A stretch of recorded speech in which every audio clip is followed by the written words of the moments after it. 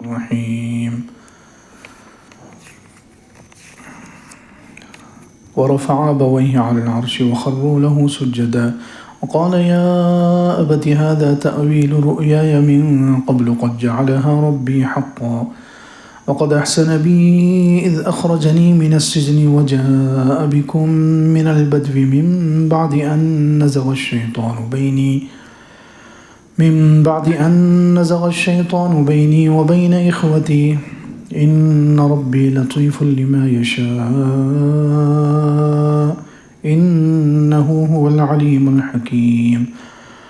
رب قد آتيتني من الملك وعلمتني من تأويل الأحاديث فاطر السماوات والأرض أنت ولي في الدنيا والآخرة توفني مسلما وألحقني بالصالحين.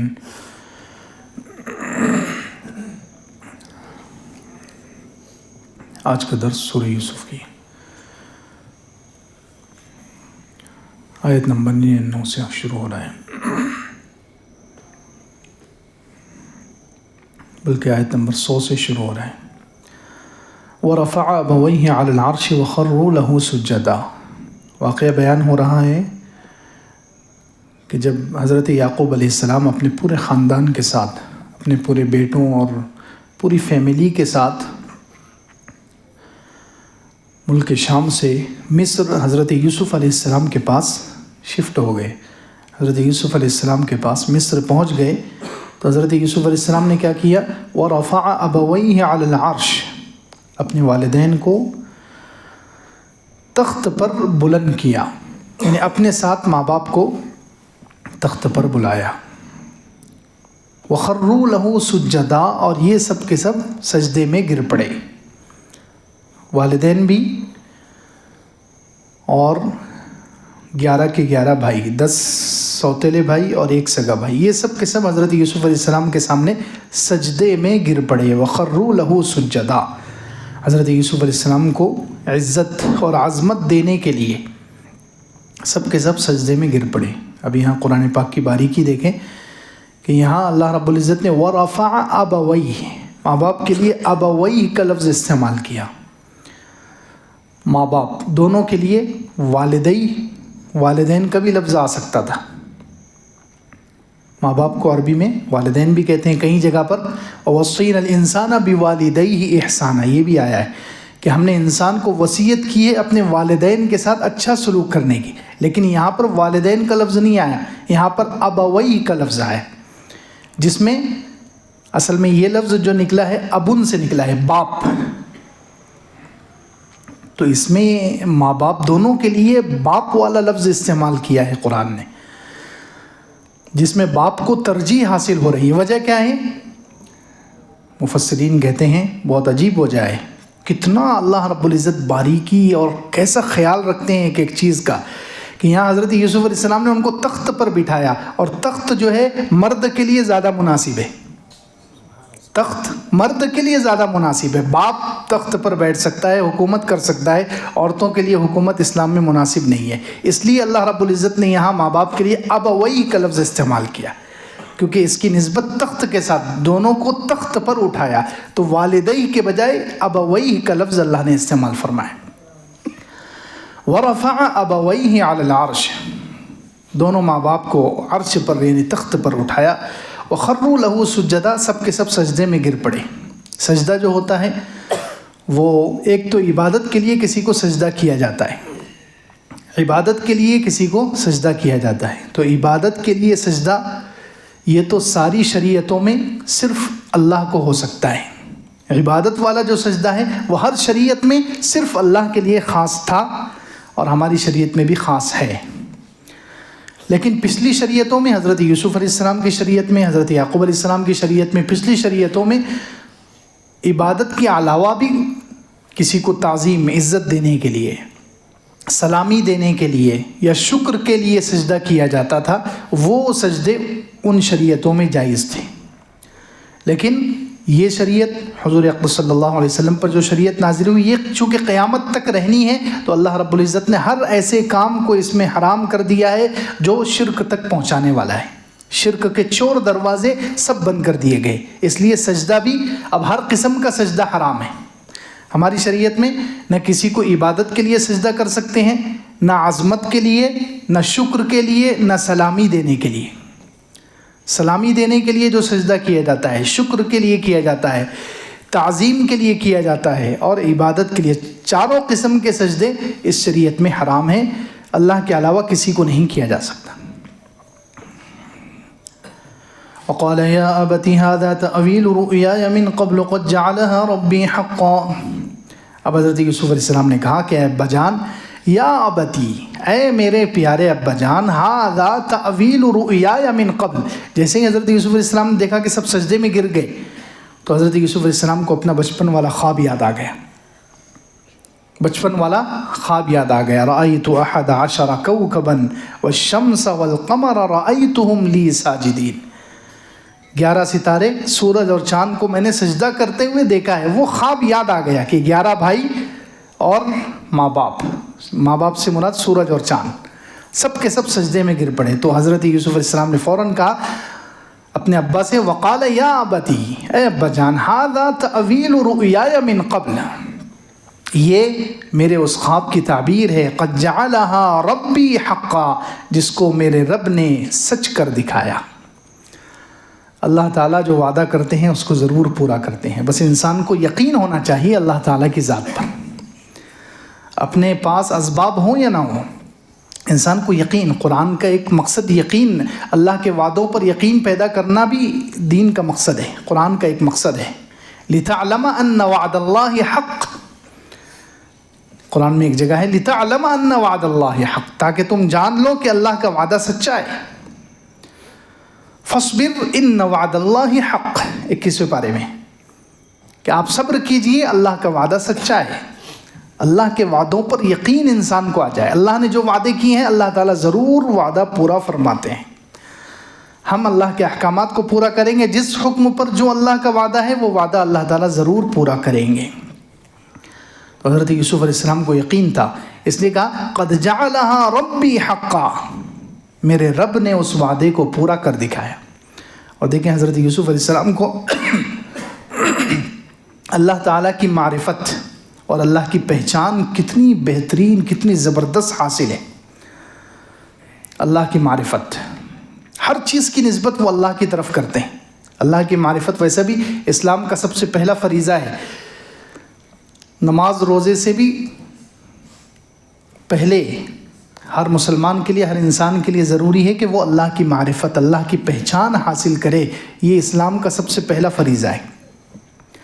حضرت معاذ رضی اللہ عنہ کو جب یمن بھیجا جا رہا تھا، حضور اقدس صلی اللہ علیہ وسلم جب یمن کا گورنر بنا کر حضرت معاذ کو بھیج رہے تھے تو فرمایا یا معاذ انک تأتی قوما اہل کتاب، کہ تم جس قوم کی طرف جا رہے وہ اہل کتاب ہے. تو جب جاؤ گے فَلْيَكُنْ أَوَّلَ مَا تَدْعُوهُمْ، سب سے پہلی چیز جس کی طرف تو ان کو دعوت دے یہ ہونی چاہیے کہ وہ اللہ کو پہچانے. ایک روایت میں، مشہور روایت میں تو ہے کہ سب سے پہلے جس چیز کی طرف انہیں دعوت دو گے کہ وہ اللہ کی ایک ہونے کی گواہی دیں اور محمد صلی اللہ علیہ وسلم کے رسول ہونے کی گواہی دیں. اور ایک روایت میں ہے کہ تم سب سے پہلے انہیں دعوت دو گے ان یعرف اللہ، کہ وہ اللہ کو پہچانیں. تو اللہ کی معرفت یہ سب سے پہلا فریضہ ہے. جب وہ اللہ کو پہچان لیں تو پھر تم ان کو بتاؤ کہ اللہ تعالیٰ نے تم پر 5 نمازیں فرض کی ہے. پھر ان کو بتاؤ اللہ تعالیٰ نے تم پر زکوٰۃ فرض کی ہے تو جو تمہارے مالداروں سے لی جائے گی اور تمہارے غریبوں میں تقسیم کی جائے گی.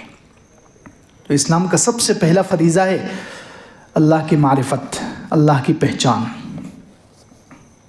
اور اس کے بہت سارے فوائد ہیں. جس کو اللہ کی معرفت، اللہ کی پہچان جتنی حاصل ہو جاتی ہے اس کا سب سے پہلا فائدہ یہ ہوتا ہے کہ اس کو اتنا اللہ سے ڈر لگتا ہے، اللہ کا اتنا خوف اور اللہ کی خشیت پیدا ہو جاتی. جس کو اللہ کی پہچان نصیب ہو جائے گی، اللہ کی معرفت نصیب ہوگی، اس کو اللہ سے ڈر، خشیت اور اللہ کا خوف ہوگا اس کو. اب حضرت یوسف علیہ السلام کو ہی دیکھیں، ان کو اللہ کی معرفت حاصل ہے، اللہ کی پہچان حاصل ہے. تو جب گناہ کا موقع سامنے آیا تو وہ اللہ سے ڈر گئے. ڈرے نہیں ڈرے. زلیخا نے گناہ کی دعوت دی، زنا کی دعوت دی تو اللہ سے ڈر گئے. حضور اقدس صلی اللہ علیہ وسلم اسی لیے فرماتے ہیں انا اعلمکم باللہ واشد لہ خشیہ وہ کما قال علیہ الصلوۃ والسلام، میں تم میں سب سے زیادہ اللہ کو جانتا ہوں اور سب سے زیادہ اللہ سے ڈرتا ہوں. میں تم میں سب سے زیادہ اللہ کو جاننے والا ہوں اور سب سے زیادہ اللہ کا ڈر، اللہ کی خشیت میرے اندر ہے. اسی لیے فرشتے حضرت جبرائیل علیہ السلام کو دیکھا حضور صلی اللہ علیہ وسلم نے معراج کے وقت کہ وہ اللہ سے ڈرنے کی وجہ سے بالکل چوزے کی طرح ہو گئے. اللہ سے ڈر کر وہ کانپ رہے ہیں چوزے کی طرح. حضرت اسرافیل علیہ السلام اللہ سے ڈرنے کی وجہ سے جب سے سور ان کو پکڑایا گیا ہے، جب سے وہ پیدا ہوئے سور لے کر کھڑے ہوئے ہیں، نظر اوپر نہیں اٹھاتے کہ کہاں اللہ کا حکم ہوگا میں ادھر ادھر دیکھوں گا کہیں اللہ کا حکم پورا کرنے میں دیری نہ ہو جائے. تو وہ فرشتے چونکہ اللہ کو پہچانتے ہیں، اللہ کو جانتے ہیں، اللہ کی معرفت ہے، اس لیے ان کو اللہ کا اتنا خوف ہے. تو جو جتنا اللہ کو پہچانے گا اس کے اندر اتنا اللہ کا خوف ہوگا. تو اللہ کو پہچاننے کا پہلا فائدہ یہ کہ اللہ کا خوف، اللہ کی خشیت انسان کے اندر آتی. دوسرا فائدہ یہ کہ جو جتنا اللہ کو پہچانے گا وہ اتنا اللہ سے محبت کرے گا، وہ اتنا اللہ سے محبت کرے گا. آپ دیکھیں یہاں پر حضرت یعقوب علیہ السلام اور حضرت یوسف علیہ السلام دونوں بھی اللہ کو پہچانتے ہیں، دونوں بھی اللہ کو پہچانتے ہیں، اس لیے ہر جگہ وہ ہر کام کی نسبت اللہ کی طرف کرتے ہیں. اللہ سے اتنی محبت ہے کہ ہر جگہ ان کی زبان پر اللہ ہی کا نام آتا ہے. حضرت یعقوب علیہ السلام کو جب معلوم ہوا کہ 10 بیٹے لے کر گئے حضرت یوسف علیہ السلام کو اور انہوں نے کنویں میں ڈال دیا اور لا کر قمیض بتا رہے ہیں خون لگا کر، تو کیا کہا؟ فصبر جمیل واللہ المستعان، صبر بہتر ہے اور اللہ مددگار ہے. عسى اللہ، جب تین بیٹے کے چلے جانے کی خبر ملی اس وقت کس کا نام لیا؟ اللہ کا. عسى اللہ ان یأتینی بہم جمیعا، مجھے اللہ پر یقین ہے اللہ ان سب کو لے آئے گا. بیٹوں نے کہا کہ آپ کتنا یوسف کا غم کریں گے؟ تو کیا کہا؟ انما اشکو بثی وحزنی الی اللہ، میں اپنے رنج اور غم کی شکایت کس سے کرتا ہوں؟ اللہ سے کرتا ہوں. میرے بچوں جاؤ یوسف کو تلاش کرو، ولا تیأسوا من روح اللہ، اللہ کی رحمت سے مایوس مت ہو جانا. تو جگہ جگہ کیونکہ اللہ کی محبت ہے ان کو، اس لیے ہر جگہ پر وہ کس کا نام لے رہے ہیں؟ اللہ. انسان کو جس سے محبت ہوتی ہے، انسان مصیبت میں، تنگیوں میں، مشکلات میں اسی کو پکارتا ہے، اسی کا نام لیتا ہے. تو اللہ کی محبت ان کو حاصل ہے کیونکہ اللہ کی معرفت، اللہ کو پہچانتے ہیں تو اللہ سے محبت بھی کرتے ہیں.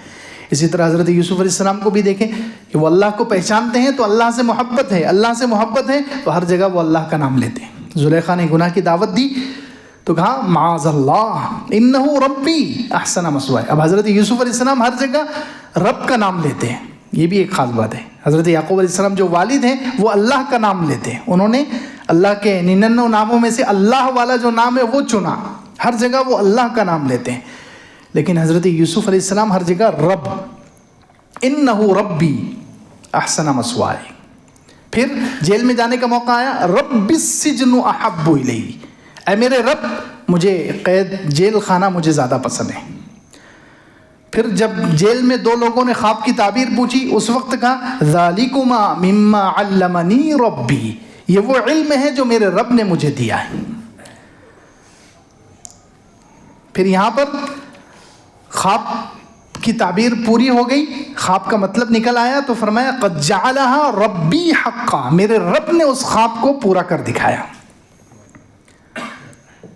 اور آگے ان ربی لطیف لما یشاء، میرا رب لطیف ہے، جو چاہتا ہے کرتا ہے. رب قد آتیتنی من الملک، ہر جگہ رب رب رب، کیونکہ حضرت یوسف علیہ السلام کی خاص انداز سے اللہ نے ڈائریکٹ تربیت کی ہے، ان کی ایک خاص انداز سے. بچپن میں باپ سے اور ماں سے اور گھر والوں سے دور ہو گئے تو ان کی تربیت اللہ رب العزت نے خود براہ راست کی ہے. اللہ رب العزت نے، ہر انسان کو اللہ پالتے ہیں لیکن ان کو ایک خاص انداز سے اللہ نے پالا ہے، اس لیے ہر جگہ ان کی زبان پر رب کا لفظ ہے، میرا رب میرا رب میرا رب میرا رب. تو اللہ کی معرفت جس کو حاصل ہوگی، دوسرا فائدہ یہ ہوگا کہ اس کو اللہ کی محبت بھی مل جائے گی. اور تیسرا فائدہ کہ جس کو اللہ کی معرفت، اللہ کی پہچان نصیب ہو جاتی ہے تو پھر اس کی زندگی سعادت، فرحت، لذت، خوشی سے بھر جاتی ہے. اس کی زندگی سعادت، نیک بختی، لذت، فرحت، خوشی سے بھر جاتی ہے اس کی زندگی. اس کے پاس کھانے کو کچھ نہیں ہوگا، رہنے کے لیے مکان نہیں ہوگا لیکن وہ مزے میں ہوگا۔ حضرت عیسیٰ علیہ السلام اسی لیے کہتے تھے کہ میں صبح کرتا ہوں تو میرے پاس کچھ نہیں ہوتا، میں شام کرتا ہوں تو میرے پاس کچھ نہیں ہوتا، اور دنیا میں مجھ سے زیادہ مالدار بھی کوئی نہیں ہے۔ حضرت عیسیٰ علیہ السلام کہتے ہیں کیوں؟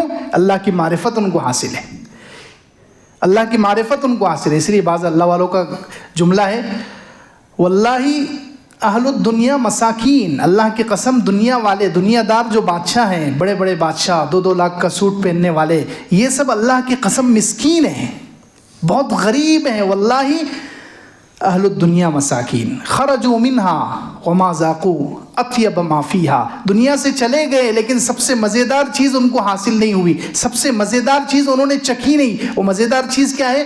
اللہ کی پہچان اور اللہ کی محبت۔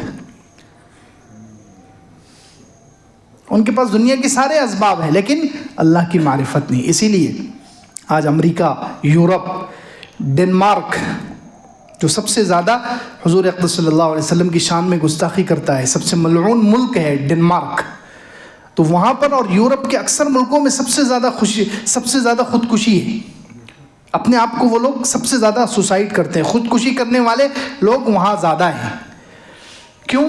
حالانکہ ان کے پاس تو ساری ترقی ہے، مادی ترقی، اسباب، وسائل، ہر چیز ہے، اور گناہ کی بھی آزادی ہے، ان کو عیاشی کی آزادی ہے، جس سے چاہے جب چاہے پکڑ کے زنا کر لے، جب چاہے شراب پی لے، کوئی ان کو بولنے والا نہیں ہے۔ تو عیاشی کی ان کو اور ہر قسم کے گناہ کی سہولت حاصل ہے، پھر بھی وہ خودکشی کیوں کر رہے ہیں؟ کیونکہ ان کا دل تنگ ہے، گناہ کی وجہ سے دل تنگ ہو جاتا ہے تو زندگی مشکل ہو جاتی ہے، انسان اپنے آپ کو ختم کر لیتا ہے۔ اور جو ایمان والے ہیں، ایمان والے ملکوں میں آج کل اتنی ترقی نہیں ہے جتنی کافروں کے ملک میں ہے۔ ایمان والے ملکوں میں اکثر غریب لوگ رہتے ہیں لیکن غربت کے باوجود اللہ کی پہچان کی وجہ سے ان کا سینہ کشادہ ہوتا ہے، ان کے پاس 1 روپیہ نہیں ہے جیب میں لیکن وہ سب سے مزے میں ہوتے ہیں، کیونکہ دل میں ایمان ہے، معرفت ہے، اللہ کی پہچان اور اللہ کی محبت حاصل ہے ان کو، تو وہ ان کا سینہ اللہ تعالیٰ کھول دیتے ہیں۔ من یرید اللہ ان یہدیہ یشرح صدرہ للاسلام، تو اللہ تعالیٰ ان کا سینہ کھول دیتے ہیں۔ اللہ کی معرفت، اللہ کی محبت کی وجہ سے وہ کبھی اس حد تک نہیں پہنچتے کہ اپنے آپ کو ختم کر دیں۔ تکلیفیں آتی ہیں ان پر، مصیبتیں آتی ہیں، لیکن وہ اپنے آپ کو ختم نہیں کرتے۔ کیوں؟ اللہ کی پہچان ان کو حاصل ہے، اللہ کی محبت ان کو حاصل ہے۔ تو حضرت یوسف علیہ السلام کو دیکھیں، اللہ سے کتنی محبت ہے، اللہ کی معرفت کتنی حاصل ہے۔ کیا کہہ رہے ہیں؟ ھذا تأویل رؤیایا من قبل قد جعلها ربی حقا، ابا جان یہ میرے اس خواب کی تعبیر ہے جو میں نے پہلے دیکھا تھا، میرے رب نے اس کو سچ کر دکھایا۔ قد جعلها ربی حقا، اب ہر کام کو وہ اللہ کی طرف منسوب کر رہے ہیں۔ وقد احسن بی، اللہ نے میرے ساتھ احسان کیا۔ اذ اخرجنی من السجن، جب اس نے مجھے جیل سے نکالا۔ یہ بھی تو جملہ بول سکتے تھے کہ میں جیل سے نکلا، نہیں، اس نے مجھے جیل سے نکالا۔ ہر جگہ وہ اللہ کو یاد کر رہے ہیں، ہر کام کی نسبت وہ اللہ کی طرف کر رہے ہیں، اللہ کی محبت ہے ان کو، اللہ کی معرفت حاصل ہے۔ تو کہہ رہے ہیں وقد احسن بی، اس اللہ نے میرے ساتھ احسان کیا۔ اذ اخرجنی من السجن، جب اس نے مجھے جیل سے نکالا۔ وجاء بکم من البدو، اور تم لوگوں کو دیہات سے لے کر آیا، اللہ لے کر آیا، تم نہیں آئے۔ یہ نہیں کہا، یہ بھی جملہ ہو سکتا تھا کہ تم لوگ آئے، نہیں، وجاء بکم، وہ تمہیں لایا ہے دیہات سے۔ وجاء بکم من البدو من بعد ان نزغ الشیطان بینی وبین اخوتی، بعد اس کے کہ شیطان نے میرے اور میرے بھائیوں کے درمیان دشمنی ڈال دی تھی۔ اب یہاں بھی دیکھیں، اخلاق بھی دیکھیں، سبحان اللہ۔ بھائیوں کو، اب پچھلے صفحے میں گزر چکا ہے، بھائیوں کو حضرت یوسف علیہ السلام معاف کر چکے ہیں، بھائیوں کو حضرت یوسف علیہ السلام معاف کر چکے ہیں، تو اب ان کو ان کا گناہ بھی یاد نہیں دلا رہے، بلکہ گناہ کی نسبت کس کی طرف کر دی؟ اللہ کی، شیطان کی طرف کر دی، گناہ کی نسبت شیطان کی طرف کر دی۔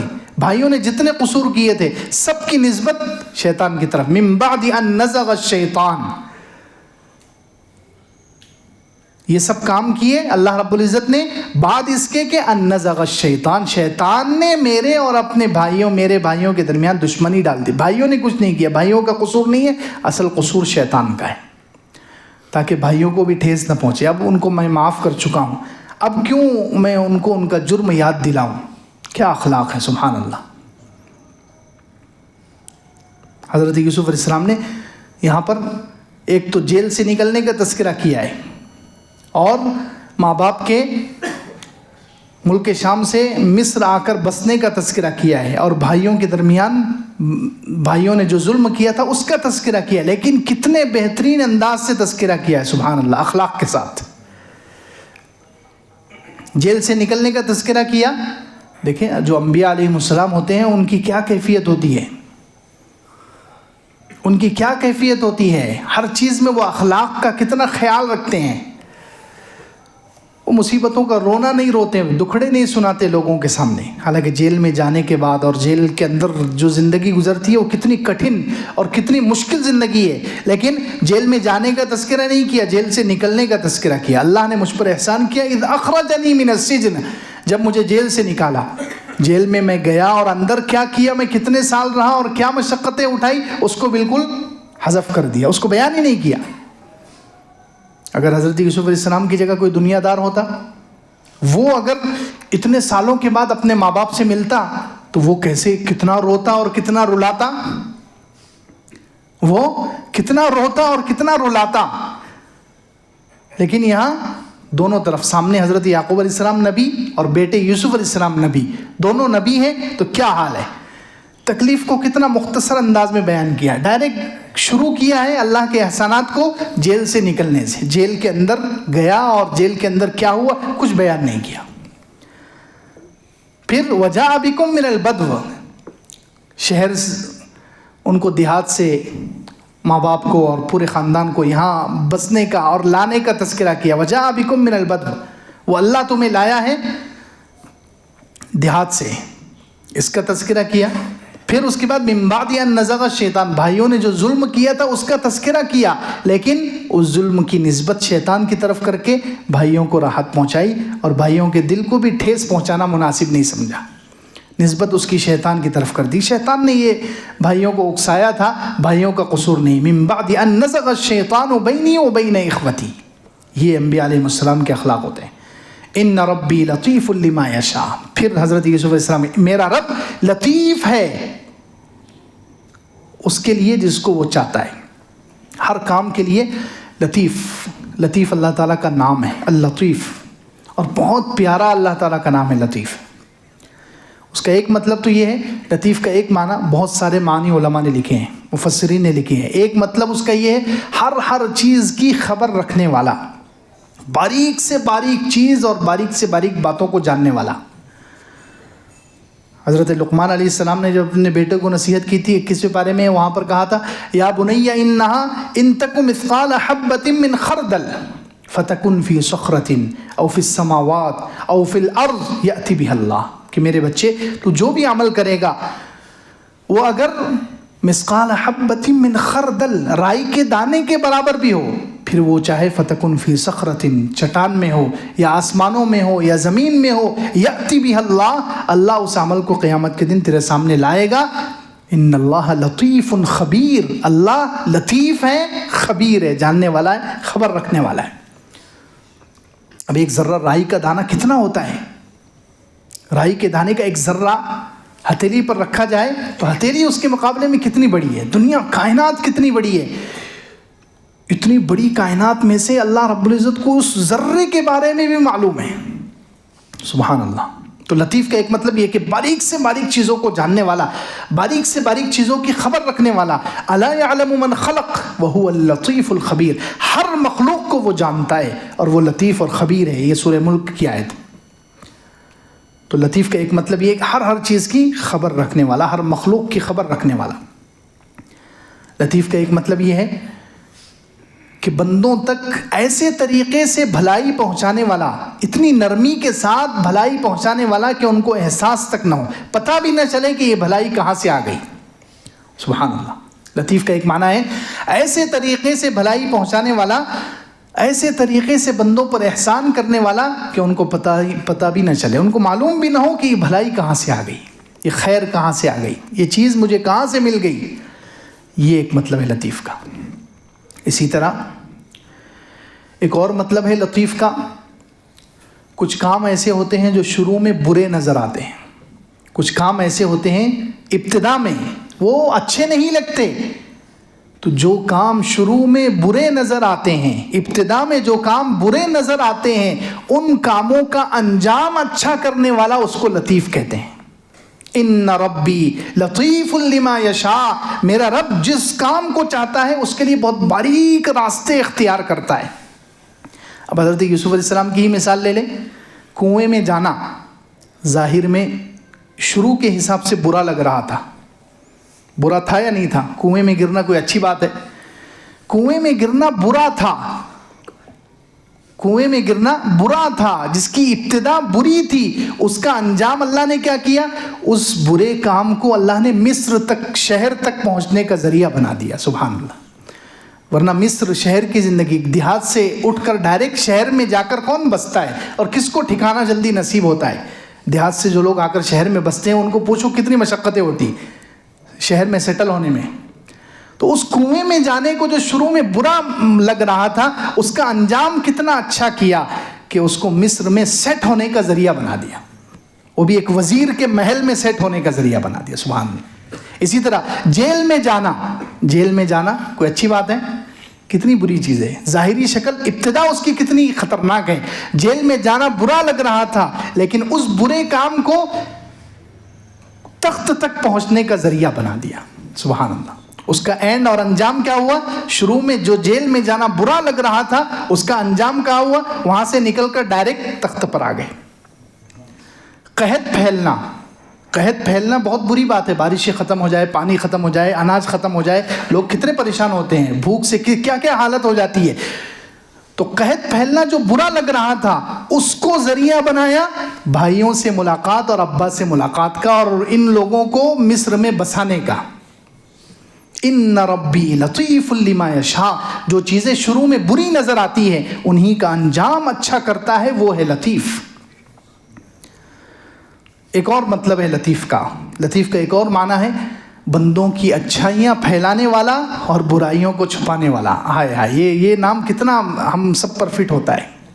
ہماری اچھائیاں وہ لوگوں تک پہنچا دیتا ہے کہ تو یہ انہوں نے فلاں اچھا کام کیا، انہوں نے فلاں اچھا کام کیا، لیکن ہم جو برے کرتوت کرتے ہیں، ہم جو برے کام کرتے ہیں ان کو چھپا دیتا ہے. یہ ہے لطیف. بھلائیاں لوگوں میں پھیل جاتی ہیں، اچھائیاں لوگوں میں پھیل جاتی ہیں، اچھائیاں لوگوں کو نظر آتی ہیں، اور برائیاں کیوں نظر نہیں آتی ہماری؟ اللہ چھپا دیتا ہے. لطیف اچھائیوں کو پھیلا دیتا ہے، بندوں کی اچھائیوں کو مخلوق تک پہنچا دیتا ہے اور برائیوں کو چھپا دیتا ہے. پھر لطیف کا ایک اور مطلب ہے بڑے بڑے کام چھوٹے چھوٹے اسباب سے کرنے والا. سبحان اللہ. بڑے بڑے کام معمولی اسباب سے بڑے بڑے کام کرنے والا. اب حضرت یوسف علیہ السلام جیل میں تھے. جیل سے نکلنا کتنا مشکل تھا؟ جیل سے نکلنا کتنا مشکل تھا. تو اب جیل سے نکالنے کے لیے اللہ رب العزت نے زلزلہ نہیں بھیجا. لطیف اللہ کتنا طاقتور ہے. سبحان اللہ. زلزلہ بھیج کر اللہ دیوار بھی گرا سکتے تھے جیل کی. زلزلہ بھیج دیتے اور دیوار گرا دیتے اور یوسف علیہ السلام سے کہتے کہ چلو نکل جاؤ. ہو سکتا تھا کہ نہیں ہو سکتا تھا؟ فرشتوں کو بھیجتے اور کہتے کہ چھت پھاڑو اور میرے یوسف کو نکال دو. ہو سکتا تھا کہ نہیں ہو سکتا تھا؟ ہو سکتا تھا. فرشتوں کے ذریعے سے نکالا جا سکتا تھا. زلزلہ بھیج کر دیواریں گرائی جا سکتی تھی، یا آسمان سے کوئی بجلی نازل کر کے جو جن ظالموں نے جیل میں ڈالا تھا ان کو ہلاک کر کے اللہ تعالیٰ کہتے کہ اب باہر آ جاؤ، راستہ صاف ہے. یہ بھی ہو سکتا تھا، لیکن اللہ نے یہ نہیں کیا. لطیف اس کو کہتے ہیں جو بڑے کام، جیل سے نکالنا بہت مشکل کام تھا، کتنا معمولی ذریعہ بنا دیا. بادشاہ کو خواب آ گیا، بادشاہ محتاج بن کر آ گیا، بادشاہ کے دل میں محبت پیدا ہو گئی. اتنا بڑا کام اتنی آسانی سے ہو گیا کہ تخت بھی نصیب ہو گیا. بڑے بڑے کام چھوٹے چھوٹے اسباب سے، ذریعے سے نکالنے والا. حضرت موسیٰ علیہ السلام کو والدہ کے پاس پہنچانا ہے. حضرت موسیٰ علیہ السلام کو ان کی والدہ نے بچپنے میں دودھ پیتے تھے، وہ اتنے چھوٹے بچے تھے، ان کو دریا کے حوالے کر دیا اللہ کے حکم پر. کس کے حکم پر؟ اللہ کے حکم پر. اور ان کا صندوق جا کر لگ گیا فرعون کے محل سے. فرعون کی بیوی نے اٹھا لیا. اب فرعون سے چھین کر، فرعون سے لے کر ماں کے پاس بچے کو پہنچانا ہے. فرعون سے لے کر بچے کو ماں تک پہنچانا کوئی آسان کام؟ کتنا مشکل کام ہے. فرعون جیسا ظالم بادشاہ، جابر بادشاہ، طاقتور بادشاہ تو اللہ تعالیٰ نے فرشتوں کو نہیں بھیجا کہ جا کر فرعون کو ختم کر دو، اس کے لشکر کو ختم کر دو، نہیں، فرشتوں کو نہیں بھیجنا پڑا. یا اللہ تعالیٰ نے بنی اسرائیل کے نوجوانوں کو تیار نہیں کیا کہ نوجوانوں کی فوج جاؤ اور فرعون اور اس کے محل پر حملہ کر دو اور موسیٰ علیہ السلام کو چھڑا کر ان کی والدہ کے حوالے کرو. نہیں، کتنا معمولی ذریعہ استعمال کیا اللہ نے کہ موسیٰ علیہ السلام پر عورتوں کے دودھ کو حرام کر دیا. وَحَرَّمْنَا عَلَيْهِ الْمَرَاضِعَ مِنْ قَبْلِ. موسیٰ علیہ السلام کسی کا دودھ ہی نہیں پی رہے تو فرعون بھی اور اس کی بیوی بھی پریشان ہو گئی کہ کیا کیا جائے. تو پھر موسیٰ علیہ السلام کی والدہ پہنچی اور فرعون نے بچہ بھی دیا اور تنخواہ بھی دی. سبحان اللہ، کتنا مشکل کام تھا فرعون سے بچہ لے کر حضرت موسیٰ علیہ السلام کی والدہ تک پہنچانا. اللہ نے کتنے معمولی سبب سے کر دیا، معمولی ذریعے سے کر دیا. یہ ہے لطیف، بڑے بڑے کام چھوٹے چھوٹے اسباب سے کر دیتا ہے. حضور پاک صلی اللہ علیہ وسلم کا بائیکاٹ ہوا، حضور پاک صلی اللہ علیہ وسلم کا بائیکاٹ ہوا 3 سال تک شیب ابی طالب میں. اب 3 سال تک یا 18 مہینے، 1.5 سال تک یا 3 سال تک صحابہ کرام اور حضور اقدس صلی اللہ علیہ وسلم شیب ابی طالب میں بند ہیں، قید ہیں، وہاں کھانے کے لیے نہیں مل رہا ہے، بھوکے ہیں، پیاسے ہیں. اب وہ کفار مکہ جو تھے انہوں نے بائیکاٹ کر دیا، کوئی ان سے لین دین نہیں کر سکتا، ان سے شادی بیاہ نہیں کر سکتا، کوئی ان کو غلہ نہیں بیچ سکتا، کوئی کھانے کی چیز ان کو فری میں بھی نہیں دے سکتا، پیسوں سے بھی نہیں دے سکتا. 3 سال تک چلا یا 1.5 سال تک چلا. اب اس بائیکاٹ کو اللہ نے ختم کرنا تھا تو فرشتوں کو نہیں بھیجا، حضرت جبرائیل کو نہیں بھیجا، کوئی فوج نہیں بھیجی، لشکر نہیں بھیجا. اللہ نے دیمک کو بھیجا. دیمک معمولی کیڑا. انہوں نے جو معاہدہ کر کے، سارے مکہ کے جتنے قبیلے تھے سب نے معاہدہ کر کے، سب نے معاہدہ لکھ کر اس کو کعبۃ اللہ کے اندر لٹکا دیا تھا کہ ہم بنو ہاشم کا یعنی حضور صلی اللہ علیہ وسلم اور ان کے خاندان کا اور مسلمانوں کا بائیکاٹ کرتے ہیں. ان کو کوئی کھانے کی چیز نہیں دی جائے گی، نہ فری میں، نہ پیسوں سے، نہ ان سے کوئی رشتہ کیا جائے گا، نہ کوئی کسی قسم کا لین دین ان سے نہیں ہوگا. اور سب نے دستخط کر کے طے کر کے اس کو کعبۃ اللہ کے اندر لٹکا دیا تھا. تو اب 3 سال گزر گئے یا 1.5 سال گزر گئے. اللہ لطیف نے کیا کیا؟ اللہ نے دیمک کو بھیجا. دیمک نے سارا جو صحیفہ تھا، جو معاہدے کا پیپر تھا، سب کھا لیا. صرف اس میں جو اللہ کا نام لکھا ہوا تھا اتنا بچ گیا. اللہ کا جو نام تھا اتنا بچ گیا. حضور صلی اللہ علیہ وسلم پر وحی آئی، وحی کے ذریعے حضور کو بتایا گیا کہ وہ جو صحیفہ تھا وہ دیمک کی نظر ہو گیا. جو معاہدہ لکھ کر لٹکایا تھا دیمک نے کھا لیا، صرف اللہ کا نام بچا ہے. تو حضور صلی اللہ علیہ وسلم نے اپنے چچا ابو طالب کو بتایا. ابو طالب گئے قریش کے سرداروں کے پاس اور ان سے کہا کہ تم نے جو لکھ کر لٹکایا تھا وہ غلط تھا، وہ تم نے غلط کام کیا تھا، اسی لیے جا کر دیکھو سارا صحیفہ مٹ گیا ہے، دیمک نے کھا لیا ہے، صرف اللہ کا نام بچا ہے. تو وہ کہنے لگے تم کو کیسے معلوم ہوا؟ تو ابو طالب نے کہا میرے بھتیجے پر وحی آئی ہے، میرے بھتیجے کو لطیف اللہ نے بتایا ہے. انہوں نے جا کر دیکھا تو واقعتاً اس میں صرف اللہ کا نام بچا تھا، باقی سب ختم ہو گیا. تو کفار قریش کے دل نرم پڑ گئے اور انہوں نے بائیکاٹ ختم کر دیا. سبحان اللہ. ان ربی لطیف لما یشاء. یہ ہے میرا رب لطیف، اپنے کاموں کے لیے کیسی تدبیریں اختیار کرتا ہے، اپنی مہربانی کے ساتھ، لطافت کے ساتھ، اپنی لطف کے ساتھ، اپنے احسان کے ساتھ بڑے بڑے کام چھوٹے چھوٹے اسباب سے نکال لیتا ہے. ان ربی لطیف لما یشاء. میرا رب لطیف ہے اس کے لیے جس کو وہ چاہتا ہے. جو کام کرنا چاہتا ہے اس کے لیے بہت عجیب راستے اختیار کرتا ہے، انسان سمجھ بھی نہیں سکتا. انہو هو العلیم الحکیم. وہ علیم ہے، جاننے والا ہے، جانتا ہے ایک ایک چیز، کلیات کو بھی جانتا ہے، جزیات کو بھی جانتا ہے. اللہ رب العزت کلیات کو بھی یعنی بڑی بڑی باتوں کو بھی جانتا ہے اور چھوٹی چھوٹی تفصیلات کو بھی جانتا ہے. یہ نہیں کہ انسانوں کے بارے میں اور مخلوقات کے بارے میں صرف ان کے پیدا ہونے کا اور مرنے کا اللہ تعالیٰ کو معلوم ہے، نہیں، ایک ایک تفصیل اللہ کو معلوم ہے. انسان کب پیدا ہوگا، کیسے بڑا ہوگا، کیسے جوان ہوگا، کون سی غذائیں کھائے گا، کون سی غذائیں اس کے جسم کو فائدہ دے گی، کون سی غذائیں نقصان پہنچائے گی، کتنی مرتبہ بیمار پڑے گا، سب ہر دن کی، ہر منٹ کی، ہر لمحے کی، ہر سیکنڈ کی، ہر انسان اور ہر مخلوق کی تفصیل جانتا ہے. علیم، تمام تفصیلات کو جاننے والا. علیم ما کان وما یکون وما لم یکن لو کان کیف کان. اللہ اکبر. اللہ رب العزت جو ہو چکا اس کو بھی جانتا ہے، جو قیامت تک ہوگا اس کو بھی جانتا ہے، جو نہیں ہوا وہ اگر ہوتا تو کیسے ہوتا اس کو بھی جانتا ہے۔ جو نہیں ہوا وہ اگر ہوتا تو کیسے ہوتا، قرآن میں اس کی مثالیں ہیں۔ منافقین کے بارے میں اللہ تعالیٰ نے فرمایا لو خرجوا فیکم ما زادوکم الا خبالا، 10ویں پارے میں ہے۔ منافقین حضور اقدس صلی اللہ علیہ وسلم کے ساتھ غزوہ تبوک کے لیے نہیں نکلے تھے، غزوہ تبوک کے لیے نہیں نکلے، تو اللہ رب العزت نے کہا اگر یہ نکلتے تو کیا کرتے وہ بھی اللہ نے بتا دیا۔ اللہ اکبر۔ تو جو چیزیں نہیں ہوئی وہ اگر ہوتی تو کیسے ہوتی، یہ اللہ کو علم ہے۔ بہت سارے مشرکین، بلکہ سارے ہی مشرکین قیامت کے دن تمنا کریں گے اے اللہ ہمیں دنیا میں واپس بھیج دے، دنیا میں ہمیں واپس بھیج دے، ہم اپنی زندگی کو صحیح استعمال کریں گے، آپ کو راضی کریں گے۔ تو اللہ رب العزت نے ان کے بارے میں کہا ہے لو ردوا لعادوا لما نہوا عنہ وانہم لکاذبون، اگر انہیں دوبارہ واپس بھیج دیا جائے تو وہی کام کریں گے جس سے ان کو منع کیا گیا ہے، اور اب یہ قیامت میں ہمارے سامنے جھوٹ بول رہے ہیں۔ اللہ اکبر۔ اب وہ واپس ہونے والے تو نہیں ہیں، ظاہر سی بات ہے، جو ایک مرتبہ چلا گیا اللہ کے سامنے کھڑا ہو گیا وہ دنیا میں واپس آ سکتا ہے؟ نہیں آ سکتا واپس۔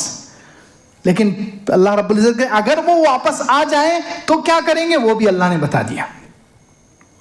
دیکھیے جو ہو چکا اس کو بھی جانتا ہے، جو قیامت تک ہوگا اس کا بھی علم ہے، اور جو نہیں ہوا وہ اگر ہوتا تو کیسے ہوتا، اللہ رب العزت اس کا بھی علیم ہے، جاننے والا ہے۔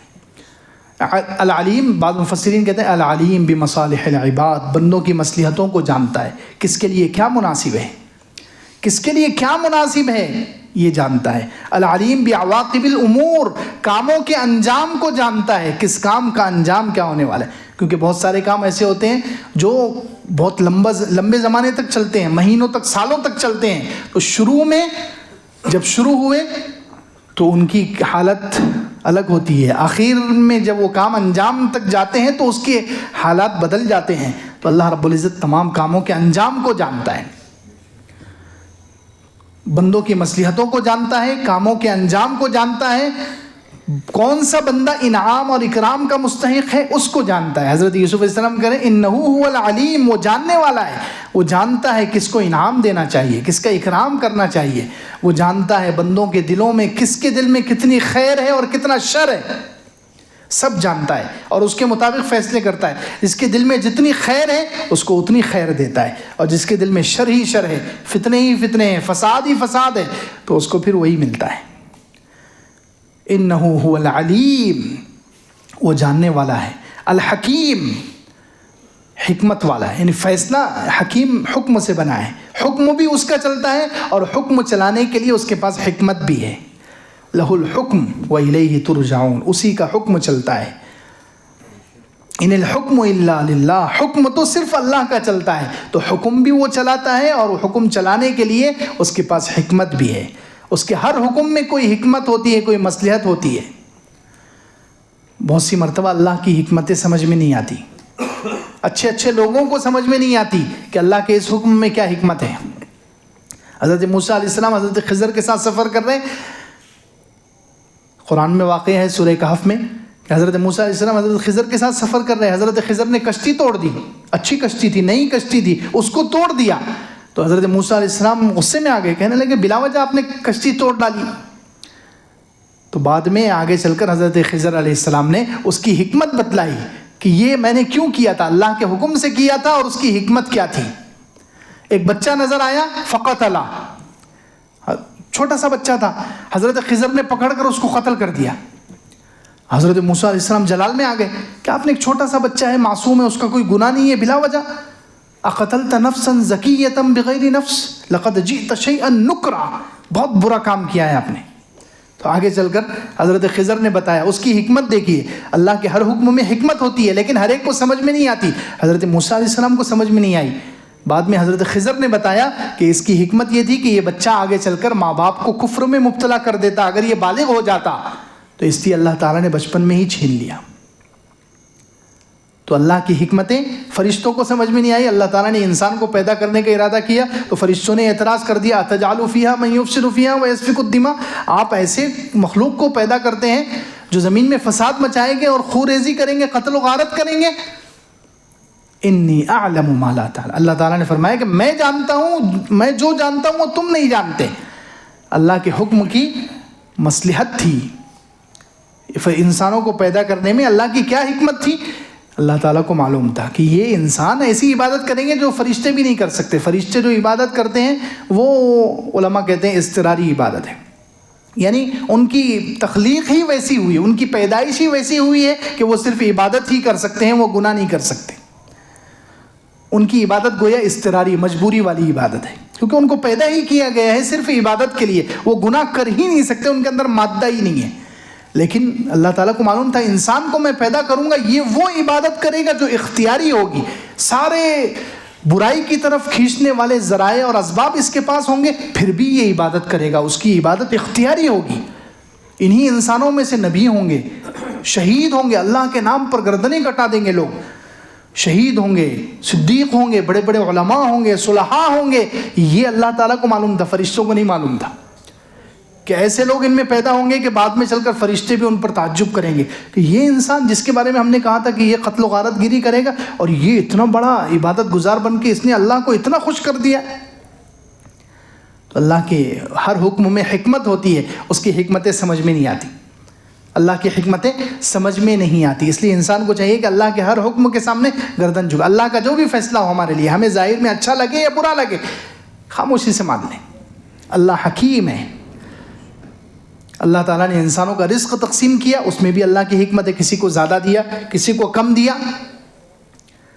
اگر سب کو ایک طریقے کا دے دیتے، سب کو مالدار بنا دیتے، 25ویں پارے میں خود اللہ تعالیٰ نے فرمایا لو بسط اللہ الرزق لعبادی، اگر اللہ تعالیٰ رزق کو پھیلا دے اپنے سارے بندوں کے لیے، لبغوا فی الارض، تو زمین میں بغاوت کر دیں گے، فتنہ فساد مچا دیں گے۔ یہ اللہ تعالیٰ کی مصلحت ہے، کس کو میں زیادہ دوں گا تو یہ صحیح رہے گا، یہ مجھے راضی کرے گا، کس کو میں کم دوں گا تو یہ صحیح رہے گا۔ کچھ لوگ ایسے ہوتے ہیں جن کو زیادہ دے دیا جائے تو پھر وہ اپنے آپے سے باہر ہو جاتے ہیں، اللہ تعالیٰ کو معلوم ہوتا ہے، اس لیے اللہ تعالیٰ ان کے چاہنے کے باوجود ان کو کم ہی دیتا ہے کہ اس کو میں کم ہی دوں گا تبھی یہ میرا رہے گا، تبھی یہ مجھے راضی کر سکے گا۔ کسی کے بارے میں معلوم ہوتا ہے میں اس کو زیادہ دوں گا تبھی یہ مجھے خوش کر سکے گا، اس لیے اللہ تعالیٰ کسی کو زیادہ دیتے ہیں، کسی کو کم دیتے ہیں۔ رزق کو پھیلانے میں اور کشادہ تنگ کرنے میں اللہ کی مصلحت ہوتی ہے۔ اسی طرح بیماریوں میں، مصیبتوں میں ایمان والوں کو مبتلا کیا جاتا ہے، اس میں اللہ تعالیٰ کی مصلحت ہوتی ہے۔ کبھی کافروں سے اللہ تعالیٰ ہراتے ہیں، اس میں اللہ تعالیٰ کی مصلحت ہوتی ہے۔ غزوہ احد میں ہار ہو گئی، صحابہ کرام اور سب پریشان ہو گئے، تو اللہ تعالیٰ نے قرآن کی آیتیں اتار دی، وَمَا أَصَابَكُمْ يَوْمَ الْتَقَى الْجَمْعَانِ فَبِإِذْنِ اللَّهِ، جو تمہیں مصیبت پہنچی ہے دو لشکروں کے ملنے کے دن، یعنی جب مسلمانوں کو اور کافروں کا لشکر ملا تھا، جب ان کی لڑائی ہوئی اس دن جو تمہیں مصیبت پہنچی، 70 صحابہ شہید ہو گئے، خود حضور اقدس صلی اللہ علیہ وسلم کے مبارک دانت شہید ہو گئے، تو یہ اللہ کے حکم سے ہوا ہے، فَبِإِذْنِ اللَّهِ۔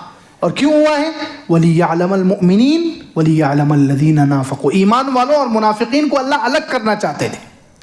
یہ ہار اس لیے ہوئی ہے کہ جو ایمان والے ہیں وہ اس ہار کو بھی قبول کریں گے، اللہ نے ہروایا تو اللہ کی طرف سے ہار بھی ہمیں قبول ہے، وہ اللہ کے فیصلے پر راضی رہیں گے۔ اور جو منافقین تھے انہوں نے زبانیں چلانا شروع کر دی، نبی ہوتے ہوئے ہم ہار گئے، ہم کیوں ہار گئے، ہم اگر میدان جنگ میں نہ جاتے تو قتل نہ ہوتے یہ۔